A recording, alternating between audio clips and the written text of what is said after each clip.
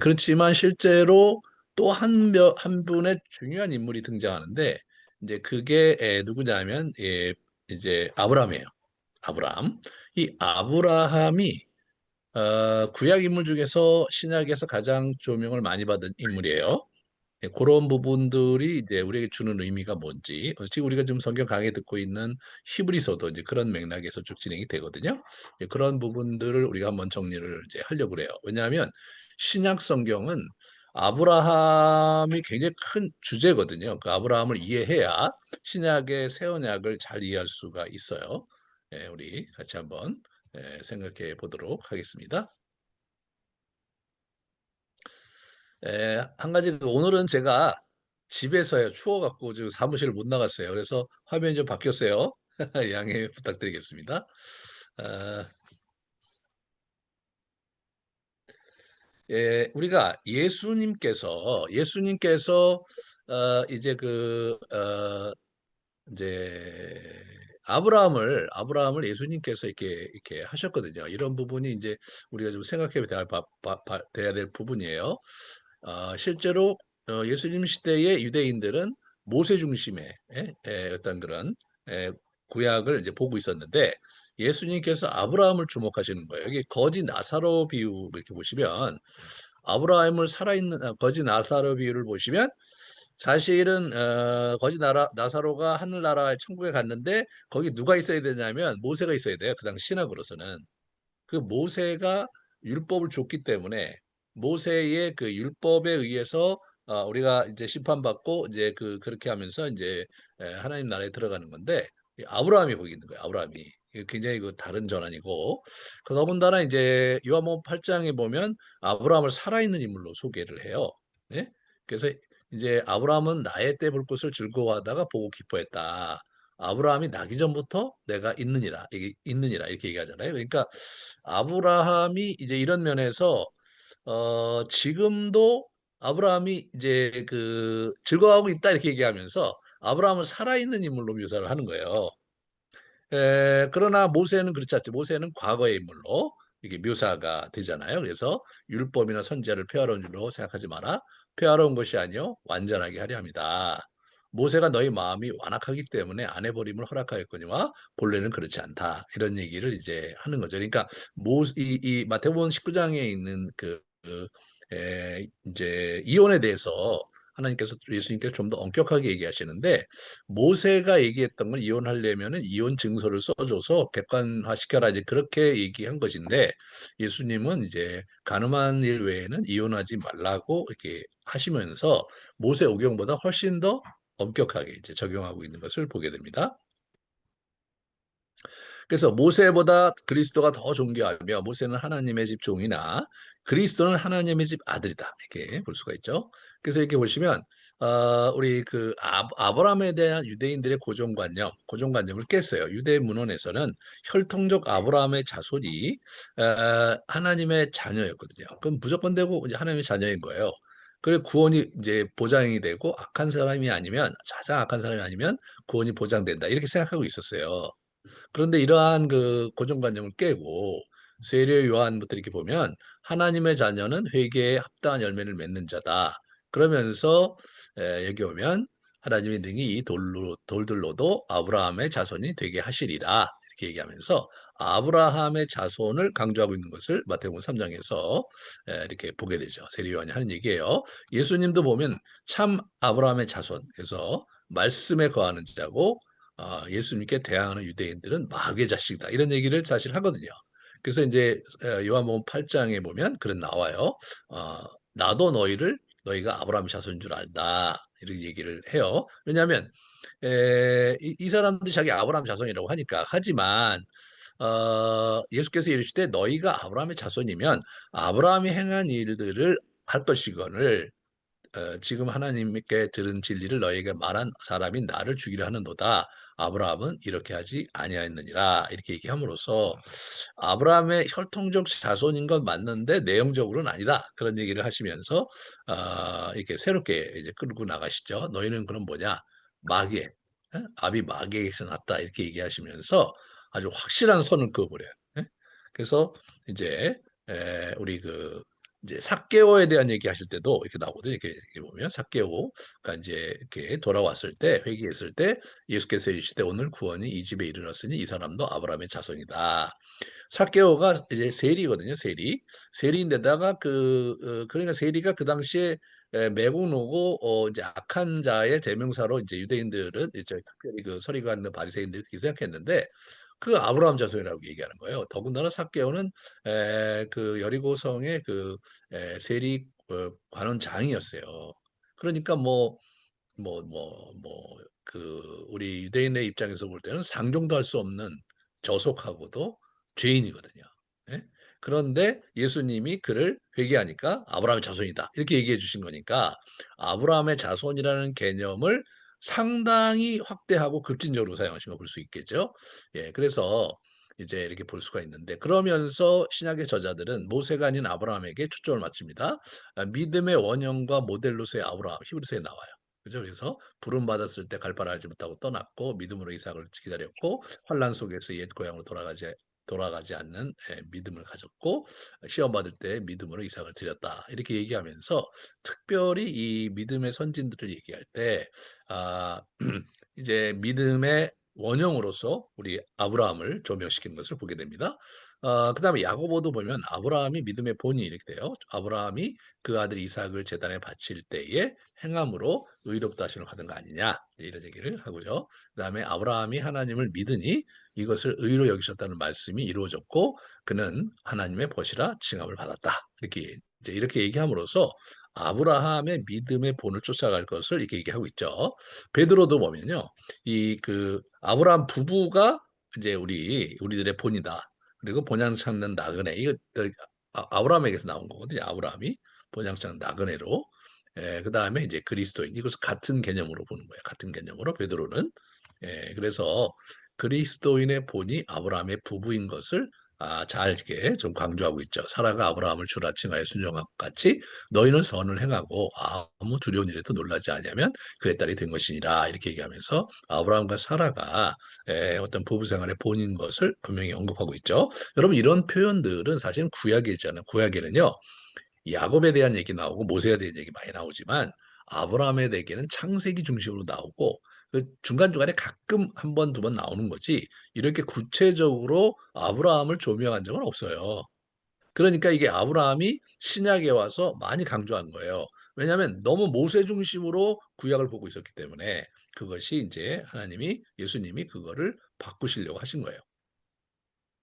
그런데 이 아브라함 중심의 이런 예수님의 강조점을 신학적으로 탄탄히 하신 분은 바울이에요. 아브라함의 인생이 그리스도 영적 여정을 이제 아브라함의 인생과 이제 이렇게 그 본으로서 그래서 완전히 이꼴로 보고 그다음에 칭의론과 유업론.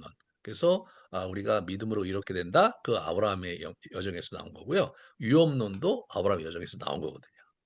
그러니까 이게 바울은 결국은 이 사람은 어떤 사람이냐? 나중에 이제 바울의 인생에 대해서 제가 그 다음 주에 얘기할 건데 거기서 보면 바울은 이 모세 신학을 한 사람이에요. 그 당시 랍비 스쿨에서 다녔기 때문에 모세 중심의 신학을 했는데 자기 예수님을 만나고 나서 모세 중심의 신학이 틀렸다는 걸 알게 됐던 거예요. 그러면서 바울은 모세 오경을 아브라함 중심으로 바꾸면서 새롭게 성경을 보면서 예수님을 소개하는 것을 보게 됩니다. 자, 그러니까 히브리서, 야고보, 베드로, 그 다음에 바울이 아브라함 중심으로 기록하고 있는 거죠. 그러니까 이게 신약의 저자들은 예수님의 이 강조점을 충실히 이렇게 반영해서 이제 구약과 신약을 연결시키고 있었다. 이걸 우리가 알 수가 있죠. 자, 그래서 아브라함은 그리스도인의 삶의 원형적 모델이다. 예? 그래서 제가 아브라함 얘기해서 많이 하는 거예요. 자, 그리스도인들은 먼저 예수 그리스도를 알고 하나님과 성령을 알아야 되는 거죠. 그렇게 되는 거고 두 번째로 아브라함을 알아야 돼요. 아브라함을 알아야 현실적인 지평이 열리고 인생을 어떻게 살아야 될지에 대한 지침을 얻을 수 있는 거예요. 그러니까 아브라함의 인생을 잘 이해하면서 성경 전체를 이해하는 게 굉장히 중요한 거예요. 그래서 이 모세, 지금 제가 만든 이 맥과 얼개 가정, 성경의 맥과 얼개 가정은 아브라함부터 쭉 흘러가는 거거든요. 아브라함부터.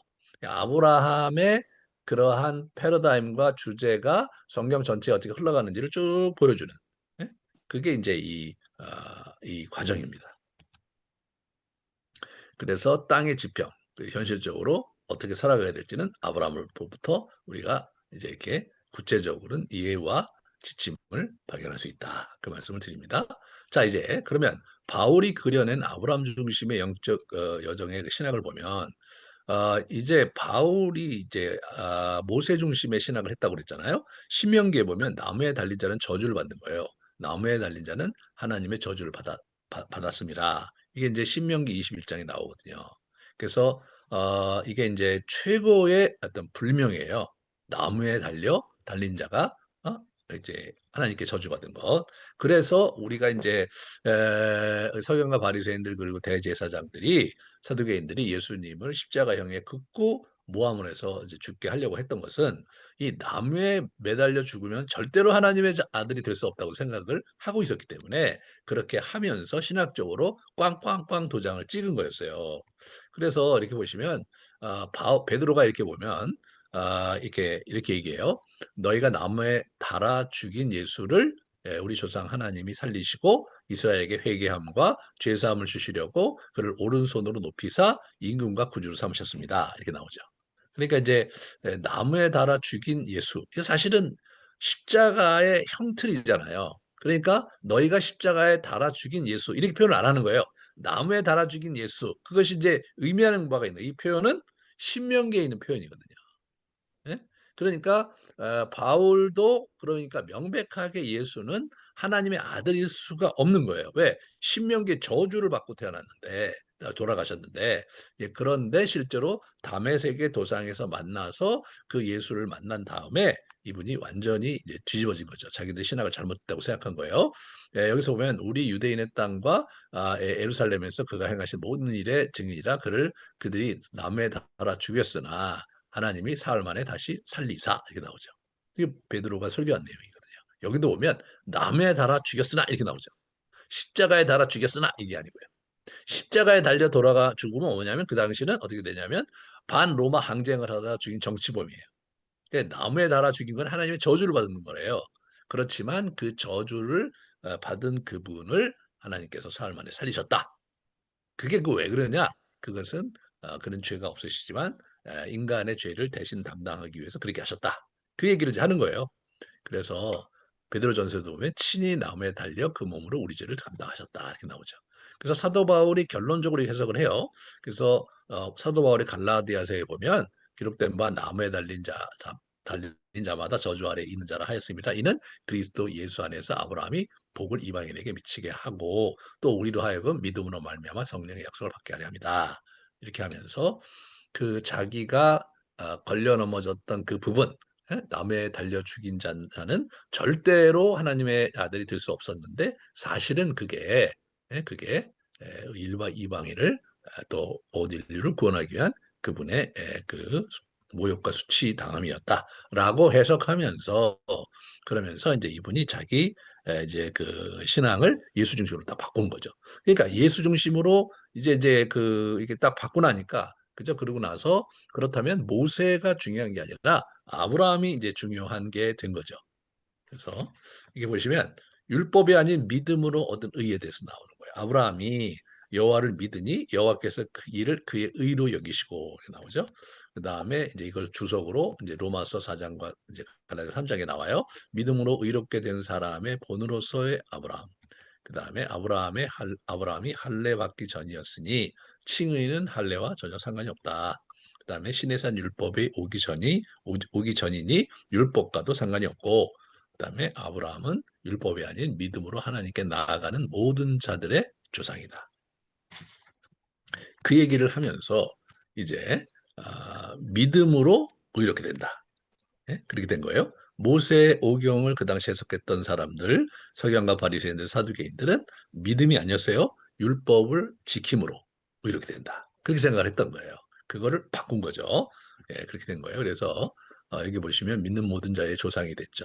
믿음으로 된 의를 가진 게 그래서 할례 받는 자에게뿐 아니라 우리 조상 아브라함이 무할례 시에 가졌던 믿음의 자취를 따르는 자들에게도 그랬다.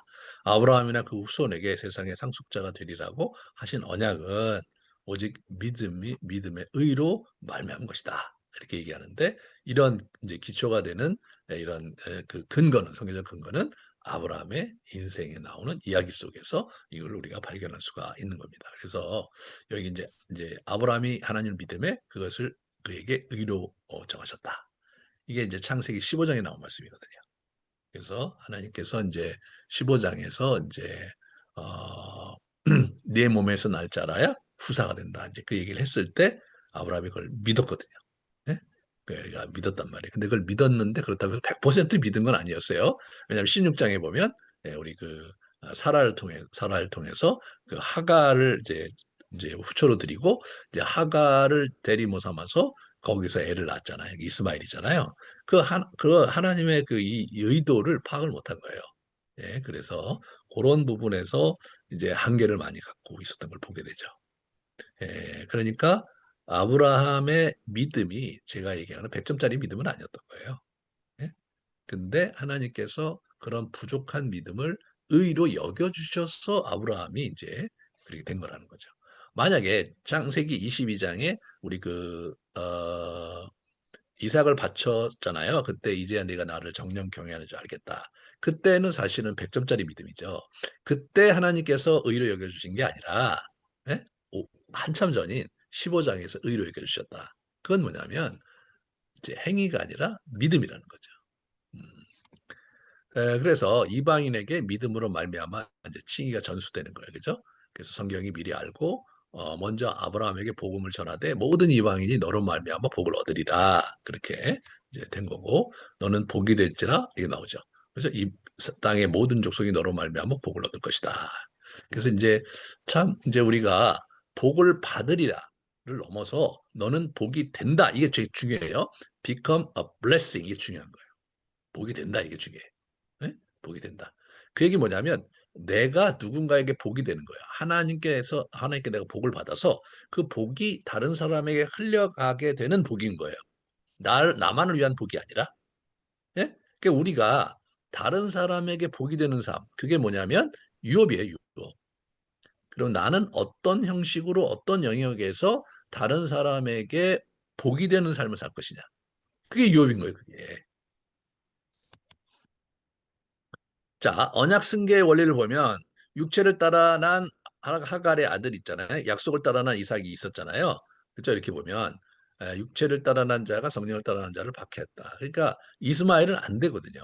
여기서. 그래서 그리스도인은 자유 있는 여자의 자녀지 이 종의 자녀는 아니다. 그래서 이게 보시면 유대인들은 이렇게 생각한 거예요. 아브라함의 언약이 있었고 그래서 이제 신의 산 언약으로 완성이 됐다고 생각했어요. 네? 완성이 됐다고. 그러니까 이 사람들이 이제 유대교라는 게 모세의 신해산 언약 중심으로 돼 있거든요. 그러니까 이제 이런 부분에서 이제 이 사람들 유대교는 모세의 신해산 언약 중심의 그런 어떤 신학적 구조를 갖고 있었는데 예수님이 오셔서 이걸 바꾼 거예요. 아브라함의 언약이 원래 있었고 이 신해산 언약은 이스라엘 버전을 위한 언약이었어요. 그래서 온 인류에게 하나님의 이야기, 패러다임을 쭉 이제 펼치기 위해서 그리고 이제 만민 버전이잖아요. 예수님이 이제 그 천하 모든 족속으로 제자를 삼으라고 하셨으니까 유대인을 넘어서서 그래서 이제 어떻게 됩니까? 언약을 만민 버전으로 바뀐 거죠. 그러니까 우리 이거를 이제 구약을 보면 실제로 만민에 대한 관심이 많아요. 그러니까 에스겔서, 이사야서, 예레미야서 보면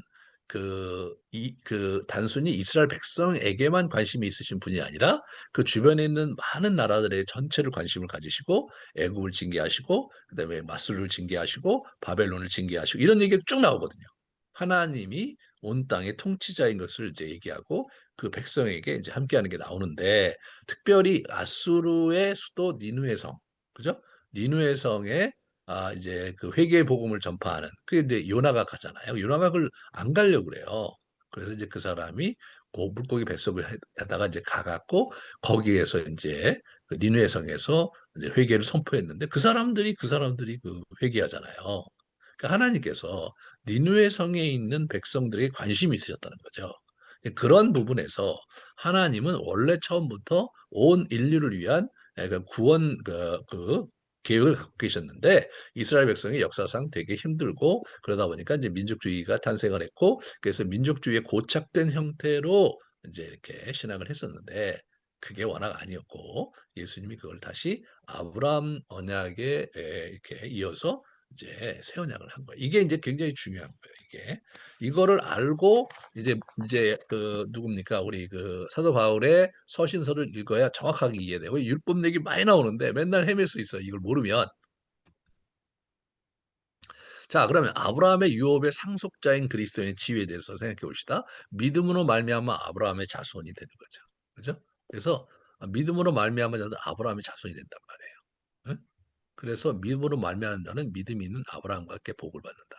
그러니까 아브라함의 영적 그 가문이 되고 아브라함에게 주었던 그 유업을 우리가 이제 그 중에 일부를 우리 것으로 이제 불화받는 거죠. 마치 이스라엘 백성들이 아브라함의 후손이잖아요.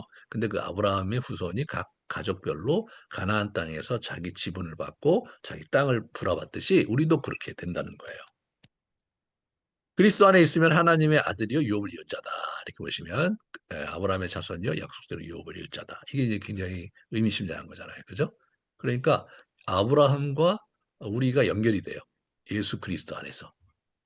그래서 내가 후로는 종이 아니요 아들이니 아들이면 하나님으로 말미암아 유업을 받을 자다. 이런 얘기를 이제 하는 거죠.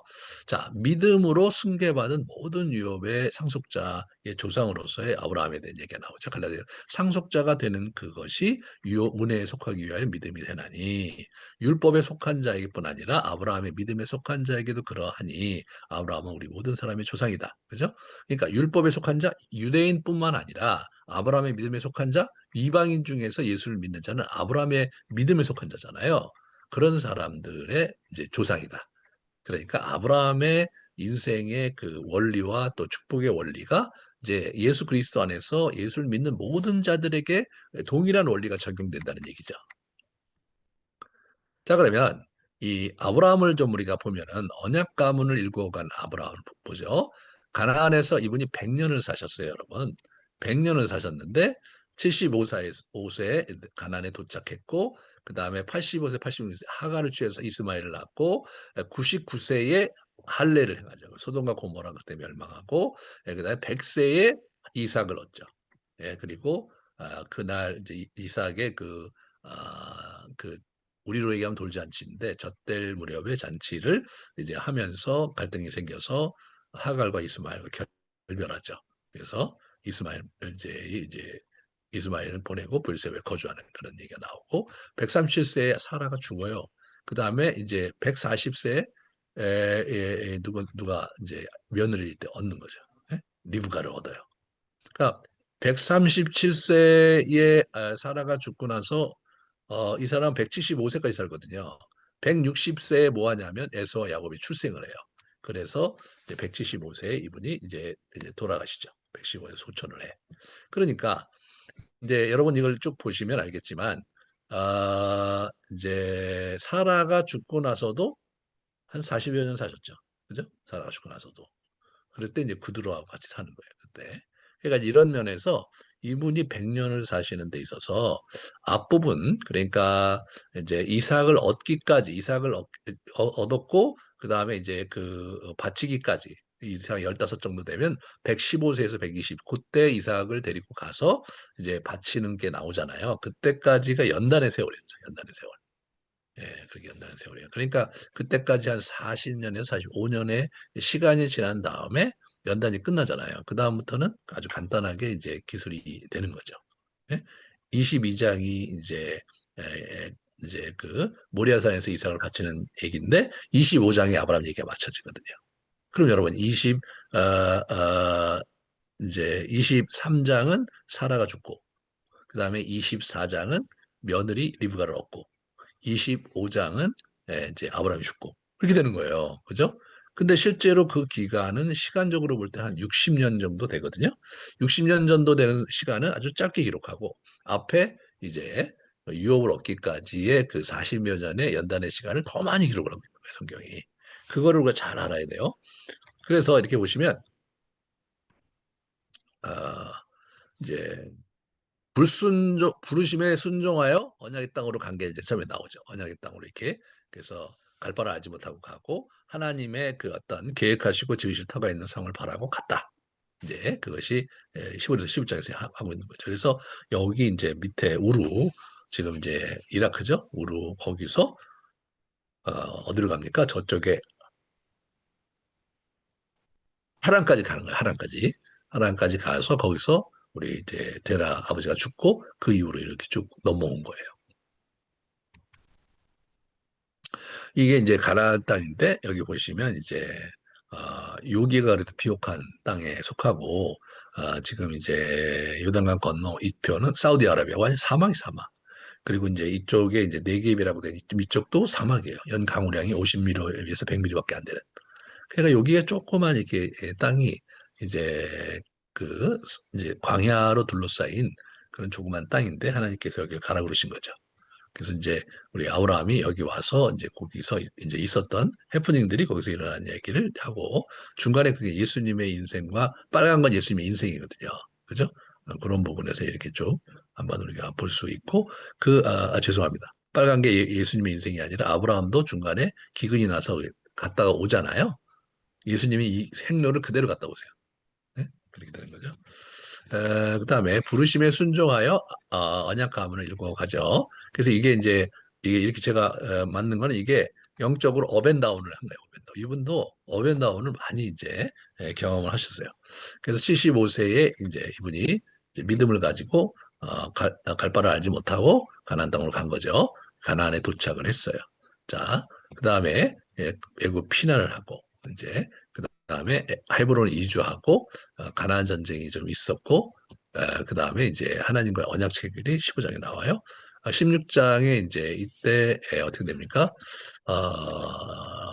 그 이스마엘 그 사라 이제 하가를 취하고 이제 이스마엘을 이제 86세에 얻어요. 그리고 이제 자기는 이스마엘이 하나님께서 주신 약속의 자녀라고 이제 착각을 했죠. 하지만 우리 99세 때 아니라고 얘기하면서 이삭을 할례와 이삭을 약속하시죠. 그다음에 소돔과 고모라가 멸망하는 게 19장이에요. 그다음에 20장에 그랄에 거주해요. 거기서 자기 누이 동생을 자기 또 아내를 누이 동생이라고 속여요. 이제 이때가 이제 최악이에요. 왜냐하면 19장에 보면 명년 이맘때에 분명히 이삭을 주실 거라고 약속을 하셨음에도 불구하고 자기 아내를 이제 그 그랄에 있는 사람들한테 이제 누이 동생이라고 속였으니까 그죠? 이런 부분에서 이 사람이 최악이죠. 그 다음에 이제 100세 때 드디어 이삭이 나고 그 다음에 하갈과 이제 이스마엘과 이제 결별을 하죠. 이스마엘이 이제 어떻게 브엘세바로 이주하고 그다음에 이제 모리아산에서 이제 십수년 후에 이제 그 시험을 하고 그래서 이제 거기서 이삭을 바쳤죠. 137세에 뭐 한 거냐면 사라가 죽어요. 그리고 140세에 리브가를 얻고요. 그 다음에 160세에 우리 이제 에서와 야곱을 출생하는데 이제 175세에 죽으니까 에서와 야곱이 15살 때 아브라함이 죽는 거예요. 거기서 이제 할아버지의 영향을 많이 받은 사람이 누구냐? 야곱이에요. 야곱. 나중에 이제 보시면 알겠지만 야곱이 할아버지 영향을 많이 받았습니다. 이게 이제 100년의 삶을 이렇게 개략적으로 이제 제가 한 거예요. 자, 그다음에 우리 이제 여기 이제 처음부터 이제 쭉 한번 자세히 살펴볼게요. 셈족 후손으로 자손이 귀한 아브라함의 가문이었어요. 이 사람들이 홍수 이전에는 이제 그 오래 살았는데 한 900살까지 살았거든요. 홍수 이후에는 100세 전후에 막 이렇게 출산을 해요. 홍수 전에는 100살에서 200살 사이에 첫아이를 낳고 수백 년 동안 애 낳다가 한 900살 이후에 죽었거든요. 급격히 어떻게 되냐면 홍수 이후에 수명이 작아졌어요. 그리고 이제 우리 라멕은 이제 180세 노아를 낳았다 게 나오는데 그 이후로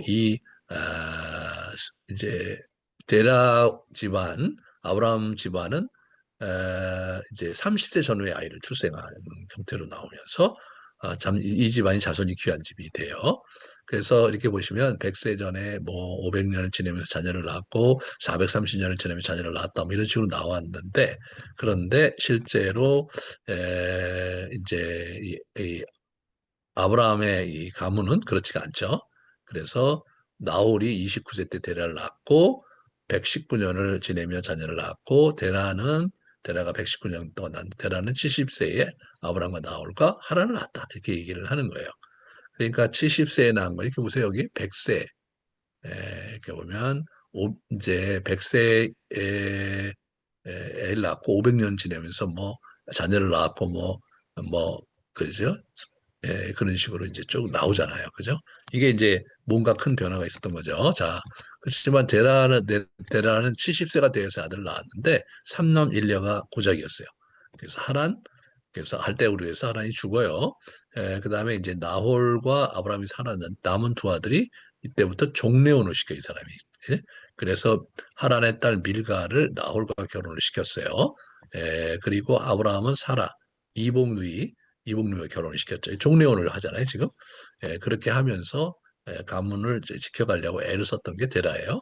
수요가 적은 집안이었다. 여호와께서 너희를 기뻐하시고 너희를 택하심은 너희가 다른 민족보다 수요가 많기 때문이 아니다. 너희는 오히려 모든 민족 중에 작은 자였다. 가장 작은 자였다. 그러니까 이 집안은 자손이 귀한 집안이에요. 자손이 귀한 집안에 이제 아브라함과 사라에게 애가 없었는데 어? 내가 저쪽 땅에 가나안 땅에 가면 내가 너에게 자녀를 많이 주겠다고 하니까 이분들이 따라간 거죠.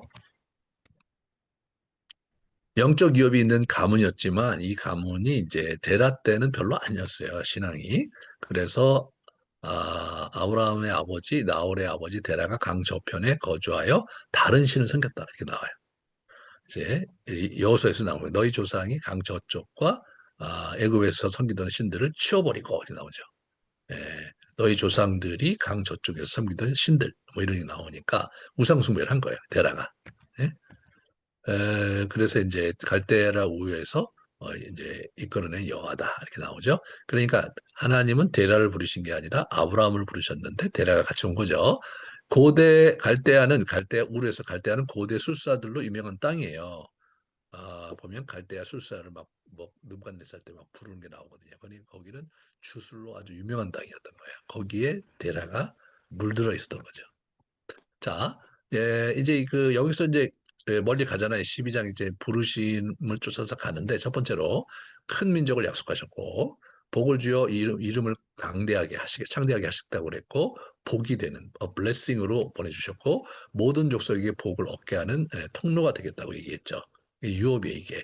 그 다음에 가나안 땅의 약속을 하셨죠. 이것이 약속의 내용이에요. 부르신 의미를 보면 첫 번째는 유업이 있는 가문이나 신실하지 못했던 아버지 데라가 있으니까 거기 뭐 주술이 뭐 아주 광범위하게 펼쳐진 곳이니까 이제 하나님께서 떠나보내신 것 같고요. 수요가 적은 민족이었다. 그래서 손이 귀한 집안이었고 믿음이 가난하고 마음이 가난하고 후손에 대한 갈망이 있었던 부부였던 아브라함과 사라였다. 그죠? 예, 그 불임은 당시 고대 근동에서 매우 이제 커다란 재앙으로 여겨졌거든요. 자, 목축업자 아브라함이 목축업자예요. 목축업자. 어떤 사람은 아브라함은 믿음의 조상이 그 사람의 직업이라고 생각하는 그런 분들도 있어요. 그렇지 않고 이분은 목축업자였다. 그리고 세상의 약한 자들을 택하사 뜻을 이루시는 하나님의 그러한 섭리를 보여주는 그것이 이제 아브라함의 이제 부르시는 의미였습니다. 그래서 하나님께서 세상에 천한 것들과 멸시받는 것들과 없는 것들을 택하사 있는 것들을 패하려 하시나니 이는 아무 육체도 하나님 앞에서 자랑하지 못하게 하려 하심이라 이렇게 나오는 거죠. 그러니까 아무 육체도 하나님 앞에서 자랑하지 못하게 하려 하심이라 이제 이렇게 얘기하는 것. 그래서 하나님께서 이렇게 부족한 자들, 결핍된 사람들, 그런 사람들 속에 역사하셔서 하나님 나라의 일을 이제껏 이루어 오셨다는 거 보게 됩니다. 자, 아브라함과 사라의 부부관계 성장을 이렇게 보시면, 뭐 갈등과 위기를 겪는 아브라함과 사라를 보죠. 그러니까 부부 사이가 그렇게 썩 좋은 집안은 또 아니었던 거예요. 그래서 이렇게 보시면 우리 아브라함과 사라의 이제 중심에 언약 가문을 세워가는 것 그런 갈등이 많은 부부가 이제 점점점 이렇게 성장해가는 걸 이렇게 보게 돼요. 음, 그렇게 보게 되죠. 그래서 이제 내년 이맘때 반드시 내게 돌아오겠다. 내년 이맘때 이렇게 하면서 사라에게도 말씀하시는 장면이죠. 이렇게 시간 계획을 구체적으로 말씀하신 적이 없었는데, 그래서 약속 성취의 위기를 겪는 이제 아브라함과 사라가 이렇게 위기를 겪죠. 그것을 이제 이렇게 통해서 많이 또 연단을 받는 거예요.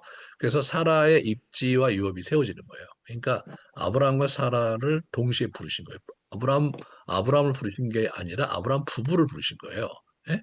그래서 이삭이 출생을 하죠. 여호와께서 말씀하신 대로 사라를 돌보셨고 여호와께서 말씀하신 대로 사라에게 행하셨으므로 사라가 임신하고 하나님 말씀하신 시기가 된 노년에 아브라함에게 아들을 낳았다 이렇게 표현하죠.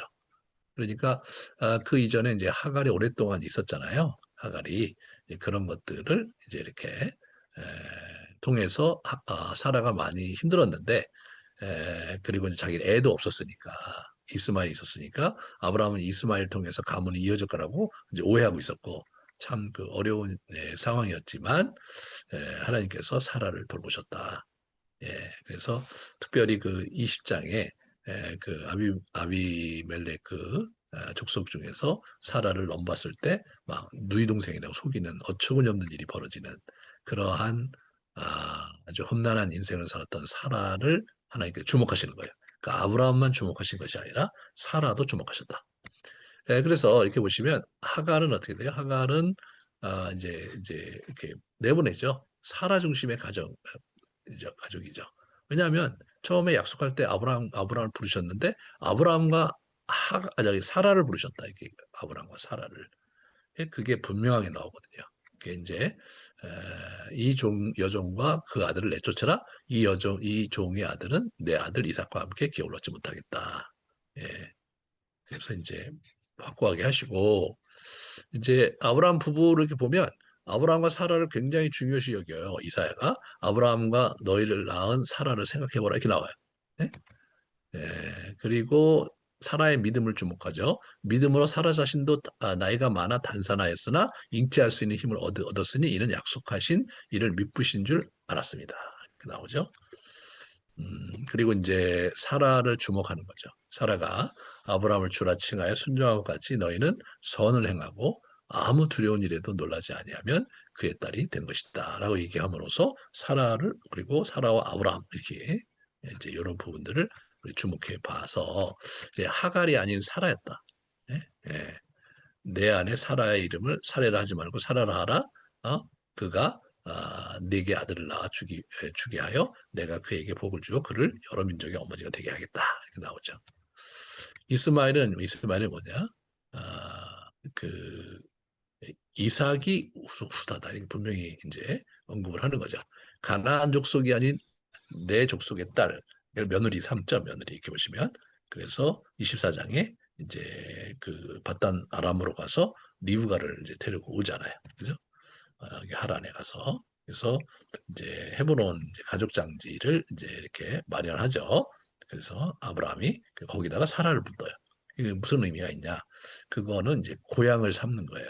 그 당시는 선산이 있었고 목축업자들은 이제 돌아다니다가 사람이 죽으면 그러면 일단은 가매장을 했다가 나중에 적당한 때에 그 유골을 추려서 선산에 갖다 묻는 거예요. 선산은 그 당시 데라가 묻혀져 있는 하란이었겠죠. 근데 아브라함은 여기 땅을 내 후손에 주셨다고 생각했기 때문에 거기서 이제 땅을 사서 장지를 정함으로써 이스라엘 이제 그 족속이 아브라함의 후손이 이제 거기에 정착하게 되는 걸 보게 되죠. 그래서 비로소 언약의 가문을 이룬 거예요. 자, 이미 오래전에 이렇게 재산 분배했다는 것을 우리 그 며느리를 얻을 때 그 종을 통해서 얘기를 하죠. 나의 주인의 아내 사라가 노년에 나의 주인의 아들을 낳음에 주인이 그 모든 소유를 그 아들에게 주었다. 이렇게 얘기함으로써 재산 분배가 이미 오래전에 이루어졌던 것을 보게 되고요. 왜냐하면 아들도 많았거든요. 이스마엘도 있었지만 우리 그 그드라를 통해서 7명의 아들이 있었는데 그 사람들에겐 이제 그 재산의 일부를 해갖고 이제 이렇게 선물은 주었지만 분깃을 주진 않았어요. 가나안 땅의 분깃을 안 줬어요. 왜? 하나님이 주시는 유업이니까. 그래서 그 여종의 아들도 내시니까 내가 그로 한 민족을 이루게 하리라라고 축복은 했지만 하나님 나라의 유업, 특히 그 가나안의 유업은 주지 않겠다고 하신 거죠.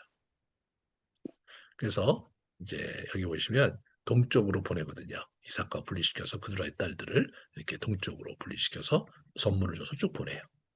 그렇게 함으로써 하나님의 그 유업의 약속이 이렇게 아브라함과 사라에게 약속하신 거기 때문에 아브라함과 사라 중심으로 흘러가는 거예요.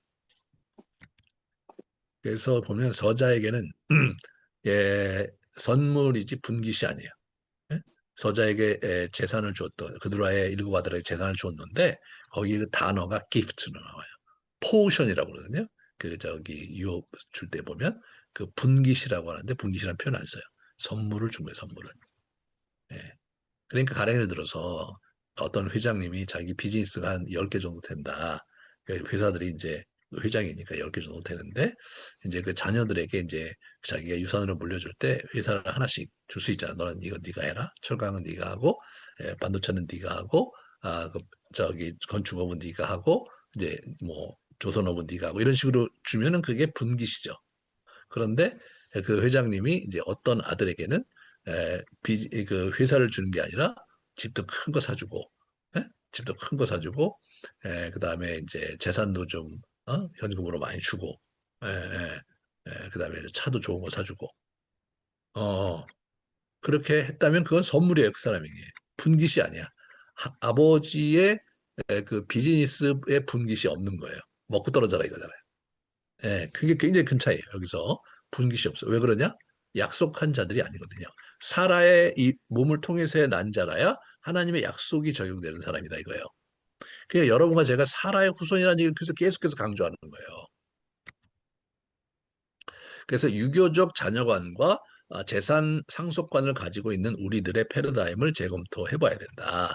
이제 그러는 거죠. 그래서 자기가 마련한 장지 막벨라 굴에 이제 이삭과 이제 이스마엘이 가서 장사를 지내죠. 그래서 후손들에게 고향을 삼아주는. 나중에 이제 우리 야곱이 애굽에서 죽으면서도 자기를 선산에서 묻어달라. 막벨라 굴에 묻어달라고 해서 요셉이 거기 데려가는 걸 볼 수가 있어요. 그죠? 그게 그런 거예요. 그래서 자신의 죽음을 잘 정리하는 모습을 보여주면서 미래를 향한 포석까지 하는 아브라함을 보게 되죠. 자, 그러면 아브라함의 영적 훈련과 영성에 대해서 이렇게 좀 같이 보도록 하겠습니다. 첫 번째 중요한 것은 환인연속 패러다임이에요. 자, 로마서 5장 3절 4절에 이 아브라함의 인생 얘기가 4장에 나오거든요.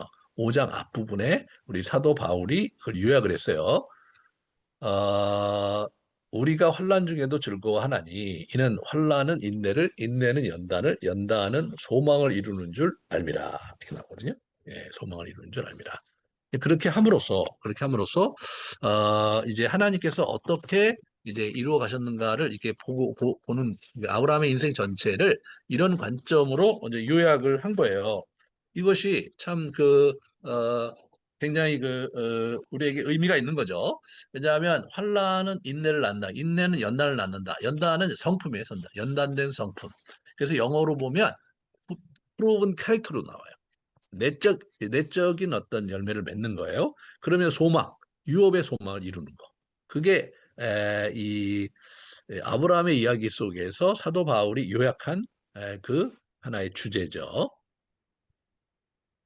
그러니까 부르심에 순종을 하고 여러 가지 내적 외적 환란을 겪고 내적인 환란 가장 내에서 겪어요. 그러니까 우리가 뭐 환경과 관계에서 사회관계에서 환란을 당하고 또 가정 내에서 환란을 당하고 그죠? 그걸 인내로 견인해 가면서 연단된 성품 그건 뭐냐면 순종하는 거죠. 자아를 내려놓고 하나님과 친구 되는 거. 요런 식으로 이제 성장해 가는 거예요. 성품이. 예? 그래서 하나님과 친구가 돼서 사는 거죠. 그래서 유업의 소망을 갖고 마지막까지 달려가는 거. 이게 이제 환인연속 패러다임으로 본 우리 아브라함의 인생입니다. 자, 보시면 이 환란은 이제 처음에 뭐예요? 생활에서 기근 속에서 환란을 보잖아요. 두 번째 환란은 뭡니까? 동업자, 가정, 이웃과의 갈등, 가정 내에서의 환란이죠. 세 번째는 뭐가 나요? 세 번째 전쟁이에요. 사회 경제적인 붕괴로 인한 환란. 그죠? 그래서 11조 안에 전쟁이죠. 여러분, 지금 어떻게 돼요? 우리가 지금 환란 3를 당하고 있는 거예요. 그죠? 사회 경제적인 붕괴. 이런 환란을 우리가 당하는 거잖아요. 근데 뭐 개인적인 차원에서 볼 때는 여러분이 뭐 이렇게 가정 내에서의 어떤 혼란이 있는 분도 있을 것이고, 그 다음에 이제 그 이제 기근 이제 개인적인 차원에서의 어떤 경제적인 어려움, 예? 그런 것을 혼란을 당할 수 있잖아요. 그거를 우리 그 이제 아브라함의 인생에서 저렇게 이제 환란 완투쓰리를 당하듯이 우리도 저런 환란 완투쓰리를 당하는 거죠. 그럼 어떻게 그럼 살아야 되느냐? 이런 부분에서 사실 아브라함 이야기는 우리에게 많은 시사점을 제공해 주는 거예요. 그래서 회의와 침체, 뭐 심각한 퇴행, 부부간 부인과 갈등, 그다음에 소돔과 고모라 멸망해서 이제 망가진 롯, 그 가문이 망가지고, 그다음에 체념과 대리, 뭐 아이 출산하고 뭐 이런 일들이 계속 내적인 혼란에서 벌어진 거죠. 자, 그래서 이런 과정에서 인내로 일구는 이제 연단된 성품, 언약의 사람으로 순종하는 거. 아, 나는 이제 언약의 유혹을 갖고 살아야 되는 사람이구나. 이걸 받아들이고 순종하는 삶을 사는 거예요. 두 번째, 선지자 반열의 중보기도자. 이 중보기도하는 사람으로 이 사람이 이제 바뀌어요. 그 다음에 세 번째, 자아를 내려놓는 거예요. 그래서 21장에 자기 그 뭡니까 사랑하던 아들 이스마엘을 이제 이렇게 내보내죠. 예. 참 그 오랫동안 사랑했는데 정말 그 내보내고 싶지 않았을 텐데 여기서 보시면 분가시킨 게 아니에요. 그죠? 떡 한 덩이와 물 한 가죽 부대를 줘서 내보내거든요. 그거는 떠나보내는 게 아니라 내쫓은 거죠. 분가시킨 게 아니라. 그 얼마나 고통스럽겠어요. 예? 하나님이 그걸 원하셨던 거예요. 이제 사라가 그렇게 얘기하니까 하나님께서 사라의 손을 들어서 하갈을 그렇게 내쫓으라고 해서 하갈과 이스마엘을 내쫓는 거죠. 이게 뭐야? 하나님께 완전히 순종하는 거죠. 완전히 순종하는 거예요. 그래서 어떻게 자기 애를 내보내는 게 쉬워요, 여러분? 아니, 뭐, 이제 재산이 많으니까 먹고 살 만하게 떼어줘서 보내는 거는 뭐 섭섭하지만 할 수 있겠죠. 아니, 어떻게, 그 광야 그쪽에서 어떻게 살라고 물 한 가죽 부대하고 떡 한 덩이를 보내서 내보냅니까? 하나님이 그러게 하라 그러시니까. 완전히 자기를 내려놓는 거예요. 하나님 원하시는 대로. 그 다음에 이제 전적으로 헌신한 거. 아들 이삭을 바치는 거죠. 예? 아들 이삭을 바치면 남는 거 없는데, 예? 바치는 거예요. 자, 보시면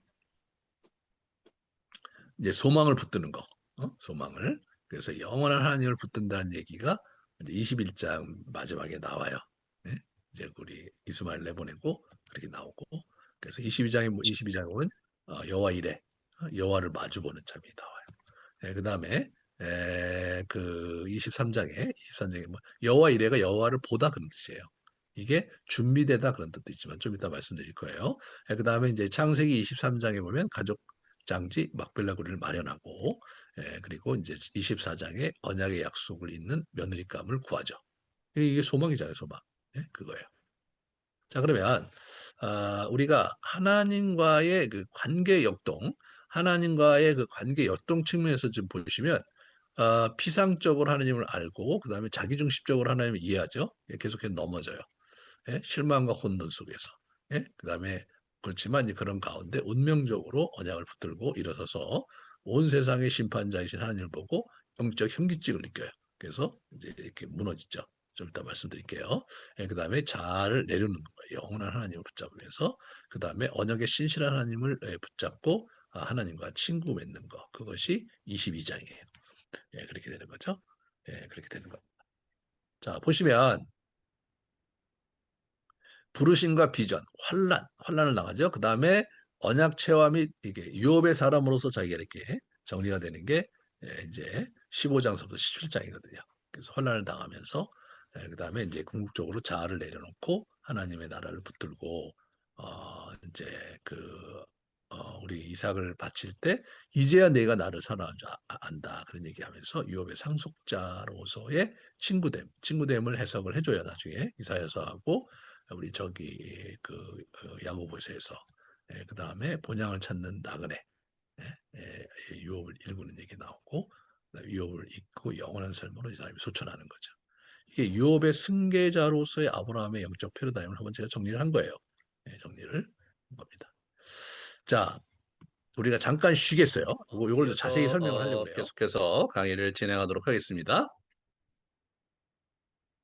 자, 이제 요 부분이 사실은 이제 가장 이제 이렇게 잘 주목하셔서 유업 중심의 이 패러다임을 잘 정리를 하시면 큰 유익이 될 것입니다. 언약 부부로서 하나님 앞에 서는 게 중요하고, 그다음에 자아를 내려놓고 결국은 이스마엘과 고통스러운 결별을 하는 거, 이런 요 부분, 그리고 마주보는 친구의 도로 나가는 요것이 이제 우리가 이제 일반적으로 이제 아브라함처럼 인생을 살아가는 데 있어서 주목해야 될 주제다.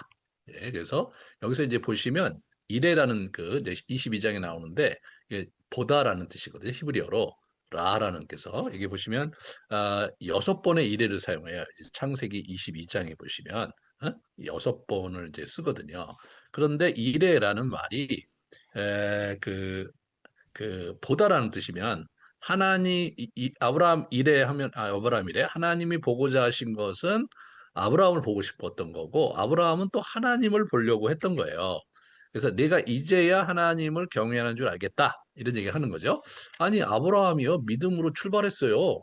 여태까지 쭉 지냈는데 이제 경외가 이것도 이래에서 나온 그 명사거든요. 그 얘기 무슨 얘기냐면 네가 진짜 이제는 나를 제대로 알아보는구나. 이게 네가 진짜 나를 제대로 알아주는구나. 그런 표현이더라고 이게. 그래서 이제야 뭐 여태까지 그럼 하나님을 잘 쳐다보지 않았나요? 여태까지 하나님을 믿음으로 쫓아오지 않았나요? 그게 무슨 얘기냐면 드디어 아브라함이 있는 그대로 하나님을 붙잡는 사람으로 하나님께서 이제 평가를 하신 거죠. 그죠? 그래서 이제 궁극적으로 하나님의 약속을 이제 들려주시는 그런 것들을 보게 돼요. 하나님께서 아브라함의 인생에 여러 차례 하나님의 약속을 내가 천하의 그 뭐 하늘의 별과 땅의 모래알처럼 많은 자녀를 줄 것이고 유브라데스 강과 애굽 강에 이르는 땅을 너에게 가나안 땅을 주겠다 이 약속. 예? 그런 약속을 반복을 하시는데 22장의 마지막으로 반복하시고요. 그 다음엔 반복 안 해요. 22장이 거의 40년 차거든요. 우리 가나안 생활. 그리고 60년을 더 사셨어요. 60년을 더 사셨는데 거의 반복을 안 해. 그게 무슨 얘기냐면 하나님께서 유업의 약속을 계속 반복하시면서 하다가 이때 이제 이 사람이 하나님 보시기에 합당하게 야, 이제 네가 진짜 나를 경외하는구나. 네가 이제 나를 알아보네. 라고 해서 유업의 이을자로서 이렇게 도장을 찍어주시고 나서부터는 이 얘기 반복이 안 된단 말이에요. 그래서 하나님께서 아브라함이 하나님의 약속의 축복, 언약의 기업을 받을 만한 자격을 구비한 성품이 되었는지를 확인하는 거예요. 이게. 그 다음에 아브라함이 보고자 한 것은 뭐였냐? 여호와 이레죠. 그것은 뭐냐면 보시면 히브리서 1장에 그가 하나님이 능히 이삭을 죽은 자 가운데서 다시 살릴 줄을 생각했다. 이게 굉장히 재밌는 거죠. 그러니까 우리가 이제 그 창세기에서 보면 22장에 보면 이삭을 바쳐라 네 아들 이삭을 바쳐라 이렇게 얘기하잖아요. 거기 보시면 이제 약간 좀 뭐 아들을 바쳐 도대체 식인 뭐 풍습이 있는 거야? 아니 인신 제사를 드리라는 거야? 이런 질문을 하지 않을 수가 없고 실제로 이제 그 고대 근동에서 인신 제사를 드렸었어요. 그러니까 이제 그거를 우려해서 저자는 아브라함을 시험하려고 그렇게 하셨다. 이 시험 우리는 이제 시험인지 알아요. 근데 당사자는 어떻게 생각했을까? 이를 히브리 저자가 그렇게 생각한 거예요. 내가 설사 자기 아들을 여기 불살라 바친다 할지라도 하나님께서 죽은 자 가운데서 이삭을 살리실 거라고 믿은 거죠. 그 믿은 거예요. 그러니까 어떤 분들은 이제 3일길을 가는 과정에서 아브라함이 굉장히 뭐 전전긍긍하고 두려워 떨고 마음이 심히 곤비했을 것이다. 그렇게 추측하기도 하는데 그것은 성경에 맞지 않아요. 하나님이 어떻게 하시려고 그러지? 나는 뭐 이삭은 뭐 하나님 약속하신 자니까 어떻게든 죽든 살든 간에 결국은 이삭은 살아남을 건데 하나님은 어떻게 하시는 거지? 라고 하나님을 보고자 하는 마음으로 간 거지. 이삭을 바치면 난 어떻게 되나? 내가 어떻게 이삭을 죽여? 그런 염려를 한 게 아니란 말이에요. 이때는 어떻게 돼요? 여러분 40년 동안 연단 받은 다음에 하나님께서 그 마지막 파이널 테스트를 하시는 거니까 만약 뭐 12장이나 13장 그 어간에 그랬으면 여러분과 제가 추측할 수 있는 그 인간적인 여러 어려움들이 계속 있었겠죠. 하지만 그건 아니란 말이에요. 그래서 약속에 신실하신 하나님을 확인하는 거죠. 여호와 이레. 예. 여호와께서 준비하시리라. 예? 그게 이래라는 것이 준비하다는 뜻도 있지만, 예? 이래라는 것은 보다라는 뜻도 있다는 거예요. 여러분, 우리나라 말도 보다라는 말이 그렇게 쓰여요. 야, 좀 잘 봐주세요. 나를 돌봐달라는 거 아니에요. 야, 내 아들을 좀 잘 봐줘. 어? 잘 뒤에서 뒷배가 돼가지고 그런 얘기잖아요. 그러니까 보다라는 말이 야, 우리 내일 아침에 보자잉? 이런 보자라는 뜻도 있죠. 보다라는 뜻도 있지만 야, 좀 잘 봐줘라. 그런 얘기는 뭐예요? 그거는 또 잘 이제 뒤에서 뒷배가 되어달라는 준비해달라는 그런 거잖아요. 똑같아요, 똑같아. 예. 그러니까 이제 여호와 이레가 여호와께서 준비시켰다. 여호와께서 준비하셨다는 뜻도 되지만 여호와께서 여호와를 보았다. 여호와를 이게 우리가 이제 여호와의 어떠신 분인 걸 확인하게 되었다. 이런 뜻도 있는 거예요. 여호와의 진면목을 본 거예요. 여기서 내가 여호와를 본 것, 여호와께서 스스로 보여주신 것, 그게 이제 여호와 이레예요. 예? 여호와 이레가 그거예요. 내가 누굽니까? 아브라함이 여호와를 보고 여호와께 스스로 거기를 자기를 보여주신 곳이 거기 어디예요? 거기가 바로 모리아산이란 말이에요. 자, 지난 40여 년간 고생해 오다가 터득한 믿음의 통찰로 담담하게 하나님의 속내를 확인하고 있는 거죠. 왜? 그런 거예요. 왜? 이 사람은 뭐예요? 어차피 이삭은 죽지 않는다. 설사 이삭이 죽는다고 해도 이삭은 살아날 수밖에 없다. 왜냐하면 이분은 이삭을 통해서 이제 분명히 하나님의 약속을 이루실 것이라고 말씀하셨기 때문에 이분이 이삭이 없다면 자신의 약속 전체가 흐트러지는 거니까 그러지는 않을 거다. 그러면 도대체 나에게 뭘 보시려고 하는 거야? 하나님이 도대체 나에게 원하시는 게 뭘까? 이런 생각을 하면서 간 거예요. 그래서 가서 이제 한 거죠. 자, 보세요. 아브라함과 그래서 잡혔잖아요. 그래서 아브라함과 하나님은 벗된 얘기가 나오는 거예요. 예? 그래서 여기서 보시면 주의 벗 아브라함의 자손이 에게 영영이 주지 않았나이까. 41장에 보면 나의 벗 아브라함 이렇게 나오죠. 친구가 된 거예요. 친구가 여기서. 그래서 여기 보시면 이제 야고보서에 보면 그는 하나님의 벗이라 칭함을 받았다. 언제? 이삭을 제단에 바칠 때 이렇게 나온 거죠. 그러니까 이게 서로 마주 본 곳이에요. 마주 본 곳. 예? 서로 이렇게. 그래서 모든 그리스도인이 바로 이와 같은 관계의 도에 들어가는 거예요. 그게 진정한 믿음의 도란 말이에요. 이게 제일 중요한 거예요. 그러니까 이제 여러분 그 장면을 보면은 어떻게 되는 장면을 보면은 아브라함이 이제 도착을 했어요. 도착을 해갖고 거기다가 이제 단을 쌓고 거기다가 이제 그 나무를 쭉 폈어요. 그 다음에 바로 어떻게 돼? 바로 자기 아들을 잡아 그 칼로 아들을 이렇게 찍으려고 해요. 죽이려고 할 때 그럴 때 이게 아브라함아 아브라함아 이렇게 부르잖아요. 예. 아브라함아 아브라함 부른단 말이에요. 성경에서 저기 모세오경에서 사람의 이름을 두 번씩 부른 건 딱 세 군데밖에 없어요. 결정적으로 하나님의 마음이 표현되는 그 장면이 두 번 부르는 거예요. 아브라함아, 아브라함아. 지금 너 정신 있어 없어? 이렇게 된 거죠. 그러면서 이삭을 바치지 말고 저 뒤에 있는 저 뒤에 있는 순양을 바쳐라. 이렇게 나오는 거란 말이죠.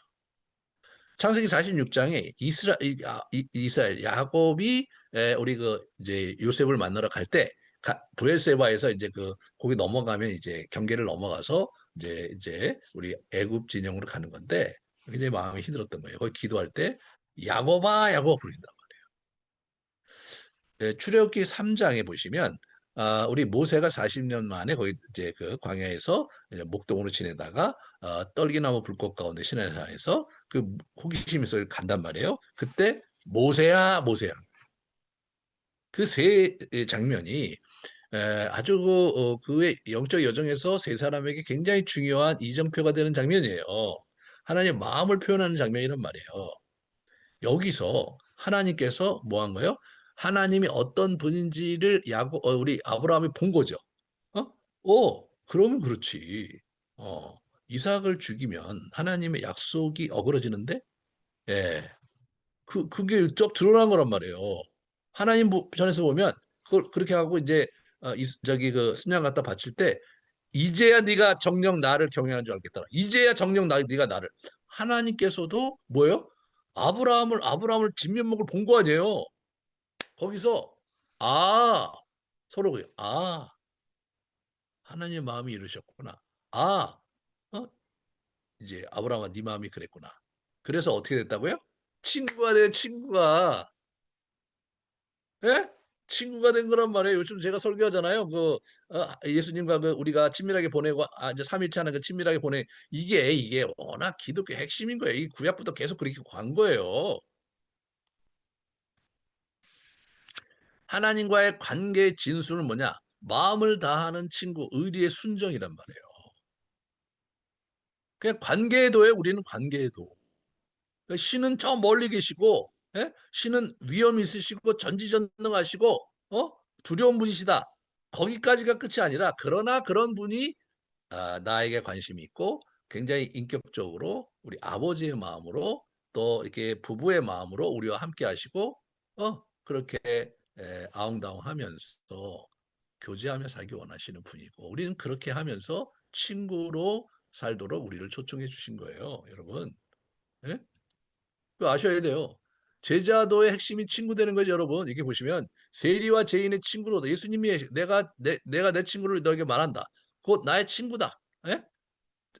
사람이 친구를 위하여 자기 목숨을 버리면 이보다 큰 사랑이 없나니 너희는 내가 명하는 대로 행하면 내 친구다.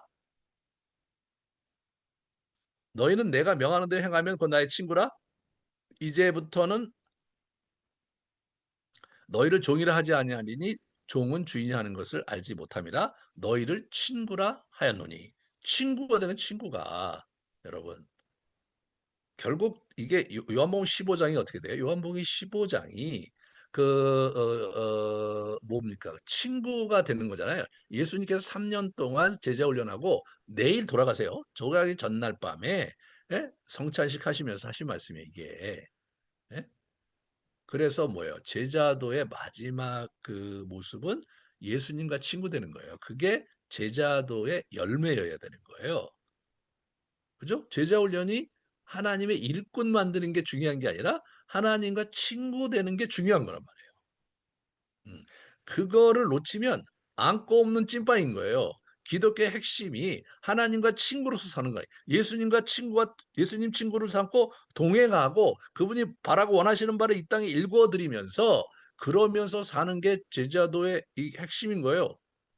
그런데 이제 이게 제자도를 하면서 가리키면서 이제 그 하나님과의 친밀하게 되는 부분이 놓쳐지고 이제 이제 일꾼 되는데 초점이 맞춰져 있는 것은 반쪽짜리 그 제자 훈련인 거예요. 반쪽짜리.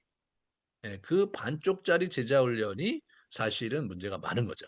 뭔가 외적으로는 뭐 대단한 것 같지만 내면에서 예수님과 친구 되는 게 잘 안 돼. 예수님과 친구가 된다는 건 뭐예요? 예수님과 기도 생활이 이렇게 부르짖는 기도, 비즈니스적인 기도가 아니라 그분과 이렇게 서로 마주보고 대화하고 그분의 음성을 듣고 그분의 이제 음성을 듣는다는 게 이제 자꾸 이제 오순절주의자들 이런 그런 사람들에 의해서 이제 좀 왜곡되긴 했는데 그게 우리의 마음과 마음이 이렇게 나눠지면서 말씀 속에서 나에게 주시는 영감과 깨우침과 아이디어와 그저 그런 것들 속에서 이게 훈훈하게 오가는 그런 정감 어린 대화가 주님과 가능한 거예요. 예? 그렇게 되는 사람이 친구죠. 여러분, 친구는 뭐냐면 일로 만나는 사람은 친구라고 하지 않아요. 그죠? 그 사람은 친구가 아니라 동반자 또는 동역자 또는 동업자죠. 동업자. 그런데 친구는 뭐냐면 업무 외에도 할 얘기가 많은 거예요. 업무 외에 서로 놀고 서로 즐거운 시간 보내고 그게 동업자인 거죠. 그게. 그렇지 않겠어요? 그게 동업자인 거예요. 그러니까 그게 친구인 거예요. 그래서 우리가 그게 안 되면 말짱 꽝인데 그럼 신약에 있는 예수님은 뭐 친구 됐고 구약에 있는 예수님은 엄하냐 천만의 말씀입니다. 우리 여기서 나오잖아요, 그죠? 예수님도 친구고 우리 아브라함 친구 되셨고 신약 구약이다 친구 하자는 거예요. 예. 기독교도의 핵심 인격적 하나님과의 친밀한 관계로 들어가는 친구의 도다. 이게 진짜 이게 핵심인 거예요. 예. 그래서 여러분 보시면 아브라함은 그 이후에 어떻게 됩니까? 약속을 멀리 친구가 됐잖아요. 멀리 바라보고 환영하며 사는 삶이에요. 하늘에 있는 본향을 찾는 외국인과 나그네로서 인생을 사는 거예요. 이 땅의 삶을. 그래서 이렇게 보시면 11절 11장에 이 사람들은 다 믿음을 따라 죽었으며 약속을 받지 못하였을 때 그것을 멀리서 보고 환영하며 또 땅에서는 외국인과 나그네임을 증언하였으니 그들이 이같이 말하는 것은 자기들의 본향을 찾는 자임을 나타냅니다. 그 하나님 나라 그 본향을 찾는 삶을 살면서 이 땅에 이제 나그네로 살아가는 거예요. 나그네로. 그죠? 야고보야. 또 야곱은 이 이제 자기가 얘기하잖아요. 야곱이 바로에게 이르되 내 나그네 길의 세월이 130년이다. 내 나이가 얼마 못 됐지만 우리 조상 나그네의 길에 연조에 미치지 못하나 험악한 세월을 보냈다. 이거죠. 험악한 세월을 보냈다. 그래서 자기가 나그네 인생을 사는 거예요. 우리는 이 땅에 나그네인 거예요. 하나님 나라를 사는 나그네인 거예요. 이 땅은 공중의 권세 잡은 자인 것이고 나그네서 하나님의 뜻을 이루어가는 나그네다. 모세도 그런 얘기예요. 내가 타국에서 나그네가 되었다. 그, 그 하나의 이름은 게르솜이라 이는 모세가 이르기를 내가 이방인의 나그네가 되었다.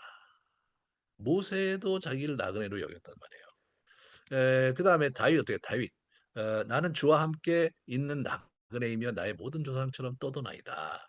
우리는 우리 조상들과 같이 주님 앞에 이방 나그네와 거류민이라 세상에 있는 날이 그림자 같아서 희망이 없나이다. 이 모든 물건이 다 주의 손에서 왔사오니 다 주의 것이니이다. 예. 이 사람도 뭐예요? 다윗도 자기의 이 여정을 나그네로 표현하는 거예요. 자, 베드로 이제 시작에 넘어오잖아요. 본도 갈라디아 갑바도기 아시아와 비두냐에 흩어진 나그네에게 편지한다고 나와요. 너희가 나그네로 있을 때 두려움으로 지내라. 사랑하는 자들아 거류민과 나그네 같은 너희를 권하노니. 예, 베드로도 이 그리스도의 인생을 나그네로 비유하고 있잖아요. 이 주제가 이렇게 연결이 되는 거예요. 본향 찾는 나그네로서 이 땅에 하나님 나라의 유업을 일구어가는 영성이 그리스도인들이 이 땅을 사는 삶의 철학이요 영성이어야 된다. 예. 그게 이제 아브라함의 여정에서 쭉 흘러오는 주제를 제가 신구약 전체를 훑어가면서 좀 말씀을 드린 거죠. 그래서 유업을 중심으로 생을 마무리하는 아브라함을 보게 되는 거예요. 이삭에게 모든 것을 물려줬죠. 나머지 사람들, 나머지 자식들에게는 선물을 줬어요. 다른 자식 동쪽으로 그래서 분리시켰고 자기가 마련한 장지 막벨라굴에 묻혀. 이게 뭘 의미하는 거냐? 이 땅을 후손들에게 고향을 삼아주는 이게 너희 고향이다. 너희 고향이다. 아직 이방인들이 잔뜩 살고 있지만 궁극적으로 하나님께서 너에게 주실 고향이다. 그렇게 한 거죠. 유교적 자녀관과 재산 상속관을 가지고 있는 우리들의 패러다임을 재검토해 봐야 된다. 재검토해 봐야 된다. 네, 그런 거죠. 그래서 영원한 삶을 살아오고 있는 아브라함에 대해서 예수님께서 아브라함은 나의 때 볼 것을 즐거워하다가 보고 기뻐했다. 아브라함은 나기 전부터 내가 있었다. 그래서 이제 자신의 유업 이야기를 주목하고 있는 천상의 아브라함. 아브라함이 살아서 지금도 자기의 유업인 후손들이 어떻게 번창하는지 하나님의 그러한 뜻과 또 섭리와 하나님의 그 과업이 어떻게 그들을 통해 성취되는지를 지금 즐거워하고 있는 분이 있다는 게 천상에서. 그게 아브라함인 거예요. 자, 그러면 이 성장하는 데 중요한 것은 뭐예요? 기도죠, 기도. 기도를 보시면 첫 번째 초보적인 기도하는 거예요. 그죠? 구성 기도하는 거죠. 예? 소리 내서 간구하는 거예요. 그다음에 이제 그 중간에 보면 자기 중심적인 자기 것만 위해서 기도하는 자기 것만. 그러니까 우리가 기도 생활하다 보면 맨 자기 제목만 기도 제목만 기도하는 거. 이게 이제 어린 거예요, 영적으로. 예, 우리가 중보 기도를 열심히 하려고 하는 게 왜 그래요? 우리가 내 기도가 아니라 다른 사람을 위한 기도. 왜 우리가 다른 사람에게 복을 끼쳐야 되는 거 아니에요?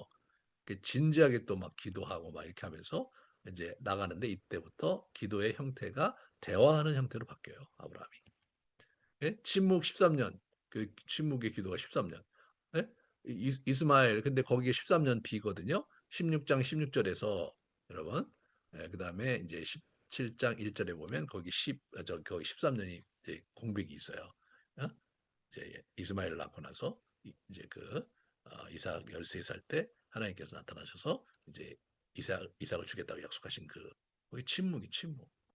어. 제가 묵상을 하다가 어 이스마엘이 무슨 뜻인지 아세요? 이 이스마엘이 하나님이 들으신다예요. 들으신다. 하나님이 들으신다. 아, 하나님께서 안 들어주시는 것 같다. 아브라함 입장에서 볼 때는. 네, 들으신다. 맨날 이스마엘 이름을 부른 거죠. 여러분, 애 이름이 13살까지 애 이름을 많이 불러요. 나이 들으면 애 이름을 잘 안 부르잖아요. 맨날 하나님이 들으신다, 일로 와봐라. 하나님이 들으신다, 너 어디 가니? 하나님이 들으신다, 밥 먹어라. 하나님이 들으신다, 너 왜 우니? 하나님이 들으신다, 너 도대체 어떻게 된 거야? 너 왜 이렇게 다쳤어? 하나님이 들으신다, 일로 와라. 맨날 그러는 거 아니에요. 하나님이 들으신다, 일어나. 아, 하나님, 예. 여러분, 그걸 14년 동안 이름이 하나님 주신 이름인데 맨날 하나님이 들으신다. 하나님이 들으신다. 하나님 들으시는 게 뭐야, 이게 도대체? 예? 그러면서 이 사람이 그 13년 동안 깊은 내면의 기도로 들어간 거죠. 그래서 17장 1절에 너는 행하여 내 앞에 완전하라 그래요. 완전하라고. 13년 동안 헤맨 게 아니라 13년 동안 내면의 진전이 있었기 때문에 하나님께서 그렇게 하신 거예요. 이 수동적인 이 침묵과 머무는 기도. 이게 이 사람이 이제 되면서 전환이 일어난 거예요. 그래서 이제 여러분 18장에 보면 하나님 나라를 위한 기도, 하나님 나라의 일을. 그래서 소돔과 고모라 성에 있는 사람들, 예? 의인이 50명 있어도 다 멸망하시겠습니까? 45명이 있어도요, 40명이 있어도요, 30명이 있어도요, 20명이 있어도요, 10명이 있어도 중보하잖아요. 이 중보.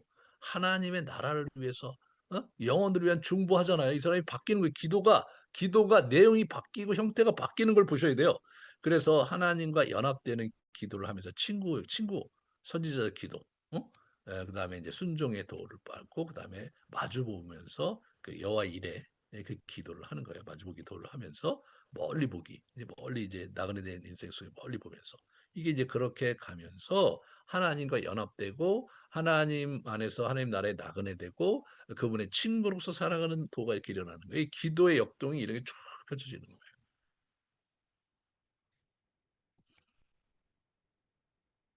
이 사람들은 다 믿음을 따라 죽었으며 약속을 받지 못하였을 때 그것들을 멀리 보고 환영하며 또 땅에서는 외국인과 나그네임을 증언하였으니 이들이 이같이 말하는 것은 자기들이 본향 찾는 자임을 나타냅니다.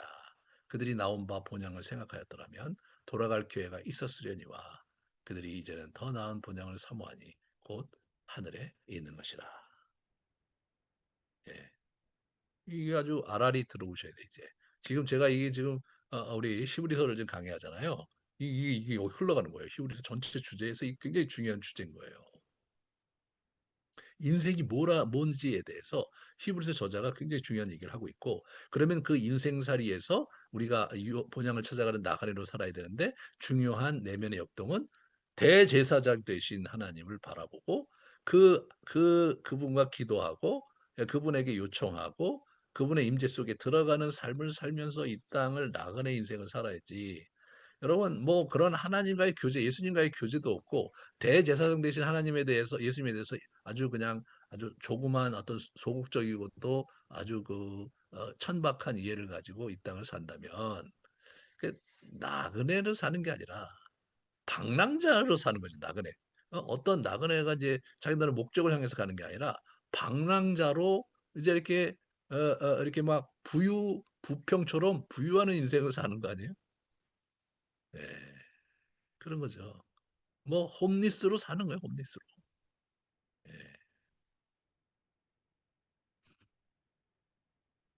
자, 오늘날 여러분과 저는 어떻게 되느냐? 사도들의 가르침을 본받아 아브라함 신학 중심의 신앙관과 인생관을 정립하자. 아브라함의 여정에 자기 영적 여정을 비춰보고 아브라함이 유업을 찾아 일궈간 모습 속에서 자신의 유업을 찾아가야 된다. 아브라함이 언약의 가문을 세워가는 여정을 보면서 자신의 가문을 세워가는 기초와 방향을 잡아가자. 개인의 완성도 있는 영적 여정과 유업의 동반자로서의 교회 공동체를 모색해야 된다 이거예요. 저희 교회가 그래서 이 개인의 완성도와 유업의 동반자들이 모인 그런 형태로 교회를 이제 만들어가고 있고 여기까지 온 거예요. 참 이게 중요한 겁니다. 그래서 아브라함의 하나님과 관계 성장의 기도 역동을 보면서 우리 자신의 기도와 영성 생활의 실천 방향과 방법을 찾아야 됩니다. 예, 아브라함의 인생을 통해서 여러분 제가 여태까지 한 게 뭐예요?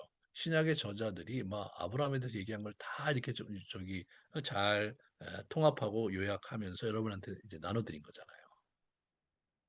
음, 이게 우리가 이게 성경에서 인생을 이렇게 살아야 한다고 얘기하는구나를 아시고 이런 인생론 자체가 이제 기독교라는 그런 어떤 정신을 넘어서서 구체적으로 성경적인 예를 통해서 우리가 그렇게 가야 되는 겁니다.